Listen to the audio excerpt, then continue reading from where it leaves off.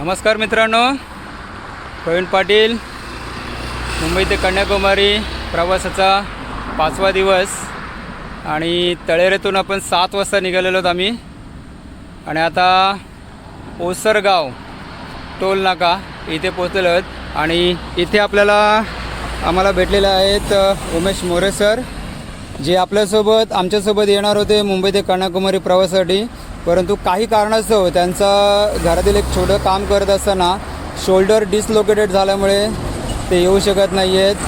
परंतु आम्हाला भेटण्यासाठी ते अशा अवस्थेत देखील इथे आलेले आहेत त्यांची कार घेऊन. आणि काल पंक्चर झालेली, तर पंक्चर काढला, परंतु हवा छोट्या पंपने पूर्ण भरली गेली नव्हती, तेव्हा त्यांनी हा पंप आणून आम्ही आता जस्ट हवा फुल केलेल्या आहेत दोन्ही सायकलच्या आणि आता पुढील प्रवासासाठी निघत आहोत.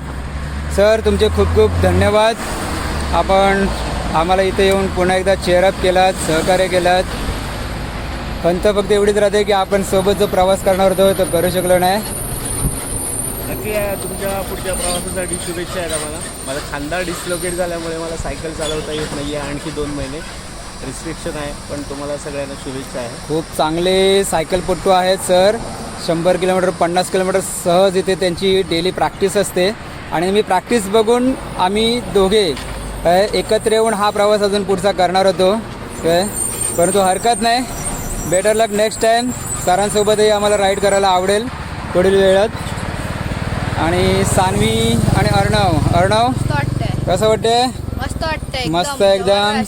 दोघेही फ्रेश आहेत. काल सुनील राणे काकांसोबत खूप मजा केलेली आहे. उमेश काकांसोबत पण धमाल करता आली असती, पण ठीक आहे, हरकत नाही. ओके, चला तर भेटूया पुढील व्हिडिओमध्ये. बाय.